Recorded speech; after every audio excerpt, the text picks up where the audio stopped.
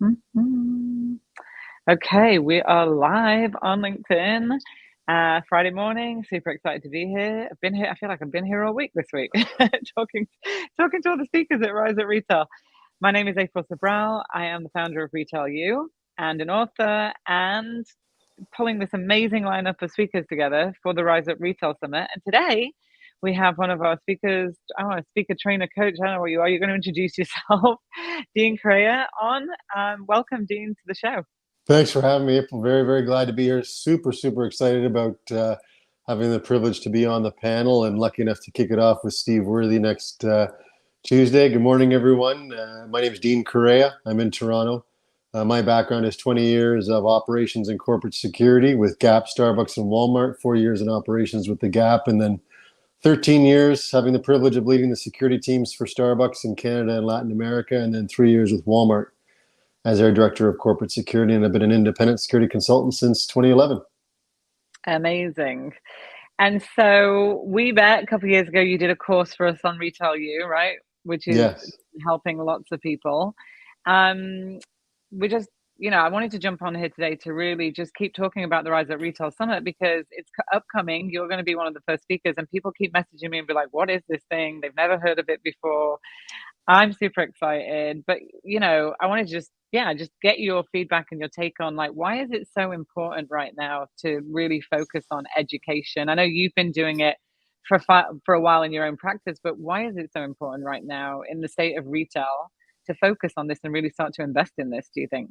Yeah, no, it's a great question. I think specifically for my area of passion is safety and security, and we all know the stories in North America and abroad about what's happening with retail crime. And I think it's extremely important to keep you and your teams abreast of current tactics to assess, prepare, respond, and recover, not if, but when crime hits your stores. Number one. Number two is I talk a lot about defensibility. And my big, hairy, audacious goal is to help people get home safely. I've been through lots of serious situations. You'll hear some stories next week. And I think your program as a leader has to be defensible to you, your associates, and your shareholders if you're publicly traded. And because when an incident happens, you're going to get asked three questions: what did you know? When did you know it? And what did you do about it? And part of that Mm, defensibility, both from an ethic and brand point of view, is having training and keeping your staff training on an ongoing, persistent basis. And hopefully, you have something embedded from a safety and security point of view in your new hire manual. But my challenge is how do you keep it living? So I think for me, I mean, everyone knows that people is all of our most important assets in every organization. So we owe it to them to train them day one and persistently. So I think that's why, April, it's absolutely critical. It has to be your program has to be defensible to all of those mm. components. And what do you see in most of your, like when you do a lot of work with, not just retailers outside of retail as well, but like what do you see as their number one opportunity then when it comes to really protecting their people? Yeah, I think it's my biggest drum is teach your people how to report an incident. So if there's one policy I wish every retailer had and persistently communicated is your incident reporting policy, because most situations that happen in stores are not out of the blue, quote unquote. And there's usually some Mm, sort of precursor. And we'll talk about that next week and how to recognize and help your people identify it. But I think that's something that needs to be consistently addressed. And if you're not getting incidents reported from your store and you're having 500, 1,000, 1,500 transactions a week, something's missing.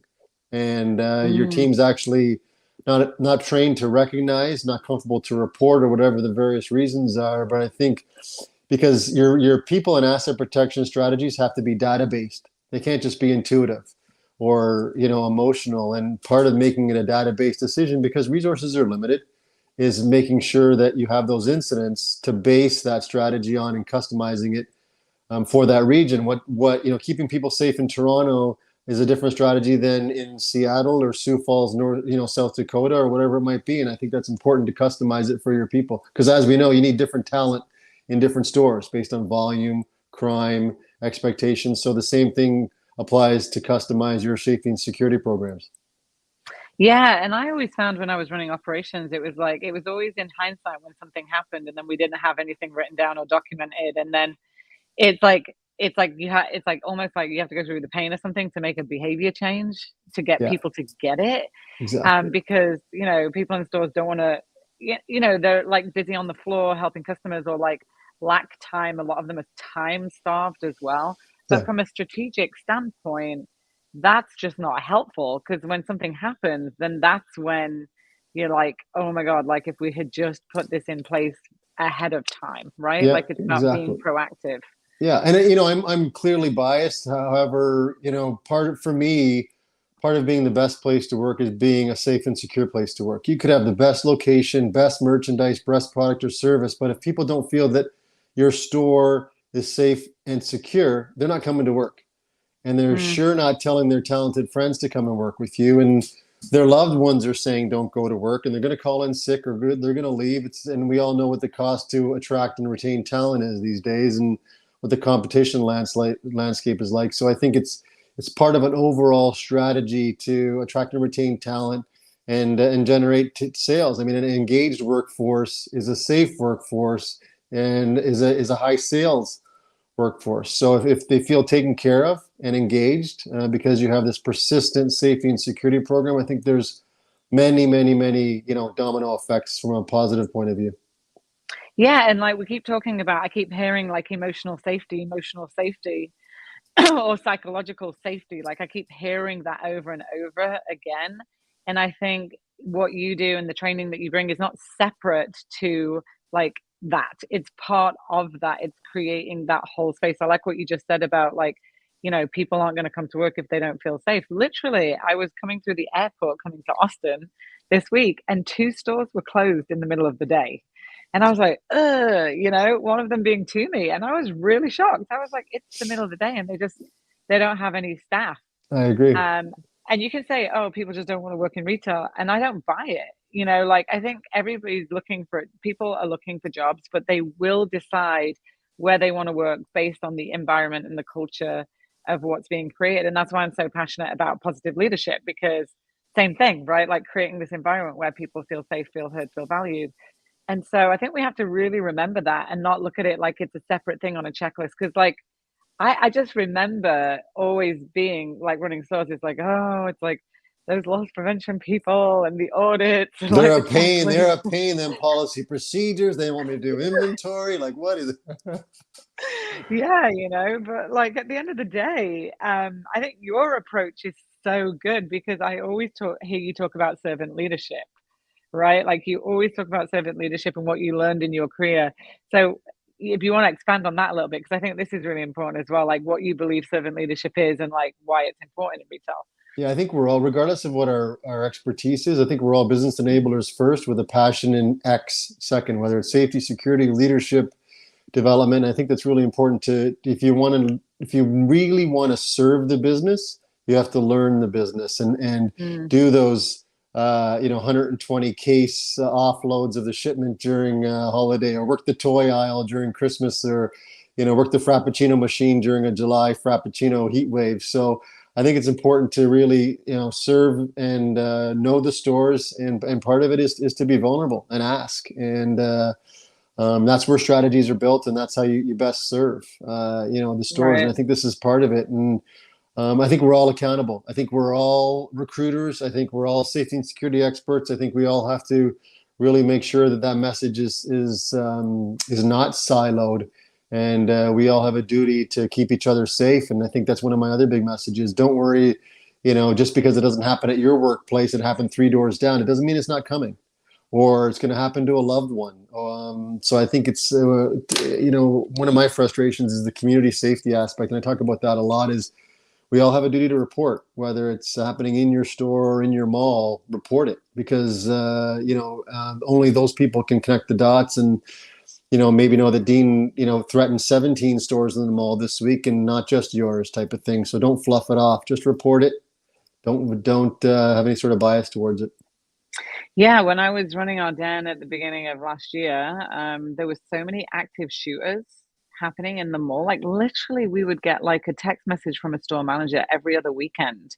But again, like I like what you just said about if it's happening in your mall, report it, even if it's not happened to you, because even though we were getting the text message and the communication verbally, I don't know if we were necessarily documenting everything to create this kind of like history or awareness around where we could then place our training and focus on that. So is that something that you recommend? Because it sounds like it. Absolutely. Yeah. And I get it. Mm, We're all busy. We're all working retail. We're all trying to sell, sell, sell, and don't have time to fill out a 5-page incident report. Just develop a communication log with your management team. Something mm, simple, a simple diary, bald guy, 5'9", glasses, came in and did this. Boom. And then mm, if we have to get more elaborate, we will. But I think documentation is the key because study after study after study shows that people just do not go postal. They just don't. mm. There's Right. always a precursor. And however subtle or overt it might be, there's always a precursor, always. And we talk about that in the course next week as well. Mm. Yeah, and I love your Retail U course. When we were building it for you, I was like, oh, I thought I knew a lot about loss prevention and a lot of us robbery, and I didn't. I was like, this is so good. Like, it's such important information, and I know that whenever we've delivered it to that store population, that people have already always appreciated it and get really into it. It's just kind of like there's this missing chain of command of communication because of the multiple priorities that are going on. So next week, what can people look forward to getting from attending your session? Thanks. You can look forward to hearing lots of stories and personal and professional tips, not only to keep you safe on the job, but away from the job as well, and learn about shrink and how you can manage it. It doesn't have to be an unmanageable line of your P&L. It's definitely a manageable line of your P&L, and you'll hear how it translates to more money in your pocket, whether you're an hourly associate or you're a VP on a bonus structure. So, and I think most importantly, it'll teach you how to recognize and report the signs of violence, and if something like a robbery happens, how to handle it. Because Mm, there's definitely do's and don'ts. It's an extremely emotional, extremely psychological, stressful situation. You talk about psychologically being safe. Teaching your people how to handle and manage a robbery is extremely critical, especially in this day and age. So we talk a lot about that tomorrow or next week, and how to recognize and report the signs of workplace violence. yeah, and it's because I think because it's something that we don't deal with every day, it kind of feels like this is so important to have like kind of built in as a refresher somewhat because even if you've done this training before, again, you're not dealing with it every day. So you can just forget like the things that we do every day, like we ring up a cash register or, we run a meeting with our team or like whatever the process of like creating operational tools or filling in a I don't know a spreadsheet to like send off to make a PO or something like that. These are things we do every day, but sometimes if we're not in your world, we're not doing it every day, Right. and that's when things happen. And I think we all learned that in COVID, right? Like I literally remember in COVID being like getting on a call every week and being like, we don't know what we're doing, we're just going to keep showing up in this call. And we put these kind of practices in place at that time to kind of keep this routine of talking about safety, security, like what's happening. But I feel like it's kind of dropped. I feel like that intensity of what we learned there, we didn't kind of keep it going. I feel like we've dropped the ball a little bit again. Don't you feel like? Yeah, it has to be persistent. And, I get Mm, frustrated because we talk about sales and driving profit and managing talent and what the weather is, but where's the safety and security topic in all of our huddles? And all of our, right, daily huddles, weekly huddles, quarterly meetings, whatever it might be. And we're all heading into the most busy season of the year and most profitable right. season. And, we're hiring seasonals, and how are we setting them up for success? And how are we trying to enrich and retain them to come back? And, it's not a matter of if, but when. And you talk to your associates when you're touring your stores, they'll tell you. They'll tell you what's Right. happening in the stores, and then you think, well, why didn't you tell me that 6 weeks ago? Or, and it's just there's a whole bunch of reasons. So that's what we really really want to get to. Right.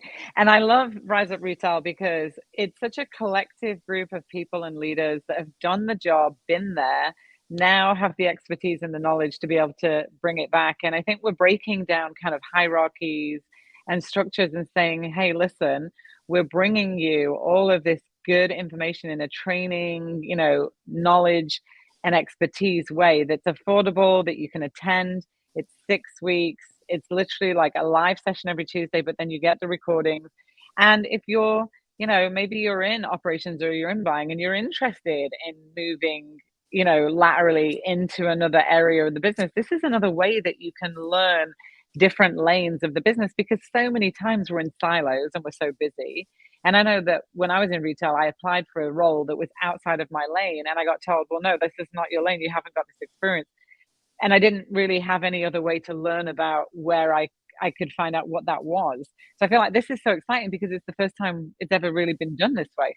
Yeah, absolutely. And it's recorded. We all know how busy everyone is, but you can watch it after the fact. And it's a really good point, because, functions do have caps from a career pathing and a personal development plan. So I used to always, at Walmart specifically, try to recruit people that I wanted in my team from operations because they knew the business and then they Right. could teach us how to better protect it. And then vice versa. If somebody was capped for whatever reason from a career growth potential, I would ask, try to get them to go into operations to spread the safety and security gospel within operations. So it's a win-win-win from the organization. So I think I've learned a ton from all of our sessions and all our mock-ups that we've been Right. doing as a collaborative for this summit, and I think everyone else will too. And it's great to know, a broader get a broader perspective on what enterprise, retail operations and protection looks like. Yeah, 100%. Well, excuse me. I'm in Austin. I'm at a summit. I'm always at some kind of coaching professional development summit. So I'm always trying to grow, learn. I think that a leader's always learning, right? Like you're always learning and growing. You can always add more skills to your tool belt. If you want to progress and grow in your career, you have to get outside your box. You have to start to invest in your own development, and this is one way to do it. So I can't thank you enough, Dean, for jumping on today and sharing. I'm really excited for your session next week. I will be there with my notepad, taking notes so that I can learn. And I love your stories. So if you find this in your feed, the link for Rise Up Retail will be underneath this. And Dean has stories that you will just want to listen to. I know Kareem was on the other day going, "Oh my God, that story." It was like, what? So fascinating. It's interesting. So I'm really excited. So thank you so much for jumping on today and just sharing more about it. And thank you, and thanks for leading this. This is, your brainchild, and you've put a ton of work. And I think the whole industry is going to really benefit from this blue ocean that you've created, April. So thanks to you for doing this. Amazing. Well, thanks for signing up. That couldn't happen without a team, right? This is the thing about this is what I love about retail. It's like it's this team of people that just want to do good and help the industry. So I really appreciate you. Anyway, have a great week and I will see you next week at the summit. Thanks again. Thanks everyone. Take care. We'll see you next week. Bye bye.